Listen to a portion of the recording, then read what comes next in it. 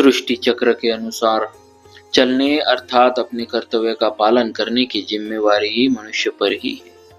अतः जो मनुष्य अपने कर्तव्य का पालन नहीं करता उसकी ताड़ना भगवान आगे के श्लोक में करते हैं। एवं प्रवर्तितं चक्रम नानुवर्यत तिह यः अघायुरिन्द्रियारामोऽहं पार्थ स जीवति। पार्थ 9वें श्लोक में प्रारंभ किए हुए प्रकरण का उपसंहार करते हुए भगवान यहाँ अर्जुन के लिए पार्थ संबोधन देकर मानो यह कह रहे हैं कि तुम उसी पृथा कुंती के पुत्र हो जिसने आजीवन कष्ट सहकर भी अपने कर्तव्य का पालन किया था। अतः तुम्हारे से भी अपने कर्तव्य की अवहेलना नहीं होनी चाहिए।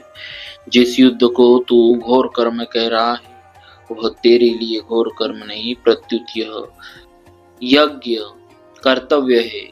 इसका पालन करना ही सृष्टि चक्र के अनुसार बरतना है और इसका पालन न करना सृष्टि चक्र के अनुसार ना बरतना है। एवं प्रवर्तितं चक्रम नानुवर्यतिह यः। जैसे रथ के पहिए का छोटा सा अंश भी टूट जाने पर रथ के समस्त अंगों को एवं उस पर बैठे रथी और सारथी को धक्का लगता है, ऐसे ही जो मनुष्य 14वें 15वें श्लोकों में वर्णित सृष्टि चक्र के अनुसार नहीं चलता वह समष्टि सृष्टि के संचालन में बाधा डालता है। संसार और व्यक्ति दो विजातीय वस्तु नहीं है।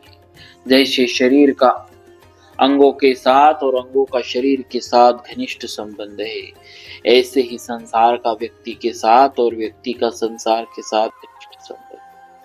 जब व्यक्ति कामना, ममता, आसक्ति और अहंता का त्याग करके अपने कर्तव्य का पालन करता है तब उससे संपूर्ण सृष्टि में स्वतः सुख पहुंचता है। इंद्रियाराम जो मनुष्य कामना, ममता, आसक्ति आदि से युक्त होकर इंद्रियों के द्वारा भोग भोगता है उसे यहाँ भोगों में रमन करने वाला कहा गया है। ऐसा मनुष्य पशु से भी नीचा है क्योंकि पशु नए पाप नहीं करता प्रत्युत पहले किए गए पापों का ही फल भोग कर निर्मलता की ओर चला जाता है। परंतु इंद्रियाराम मनुष्य नए नए पाप करके पतन की ओर जाता है और साथ ही सृष्टि चक्र में बाधा उत्पन्न करके संपूर्ण सृष्टि को दुख पहुंचाता है। अघायुहा सृष्टि चक्र के अनुसार न चलने वाले मनुष्य की आयु उसका जीवन केवल पापमय है, कारण कि इंद्रियों के द्वारा भोग बुद्धि से भोग भोगने वाला मनुष्य हिंसा रूप पाप से बच ही नहीं सकता। स्वार्थी, अभिमानी और भोग तथा संग्रह के चाहने वाले मनुष्य के द्वारा दूसरों का अहित होता है, अतः ऐसे मनुष्य का जीवन पापमय होता है। गोस्वामी श्री तुलसीदास जी कहते हैं, परद्रोही, परदार, रत, परधन, पर अपबाद, ते नर पावर पापमय देह, धरे मनुजाद मानस 7:39। मोघम पार्थ स जीवति अपने कर्तव्य का पालन न करने वाले मनुष्य की सभ्य भाषा में निंदा या ताड़ना करते हुए भगवान कहते हैं कि ऐसा मनुष्य संसार में व्यर्थ ही जीता है, अर्थात वह मर जाए तो अच्छा है। तात्पर्य यह है कि यदि वह अपने कर्तव्य का पालन करके सृष्टि को सुख नहीं पहुंचाता तो कम से कम दुख तो न पहुंचाए।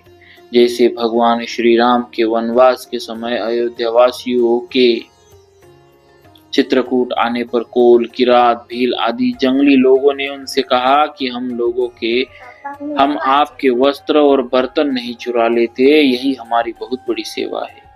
यह हमारी अति बड़ी सेवकाई, ले ही न बासन बसन चौराई। मानस 2:251-2। ऐसे ही अपने कर्तव्य का पालन न करने वाले मनुष्य कम से कम सृष्टि चक्र में बाधा न डाले तो यह उनकी सेवा ही है।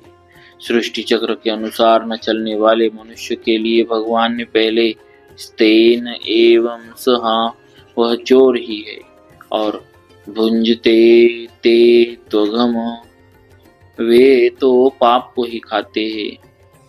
इस प्रकार कहा। और अब इस श्लोक में अघायु इंद्रियाराम, वह पापायु और इंद्रियाराम है, ऐसा कहकर उसके जीने को भी व्यर्थ बताते हैं।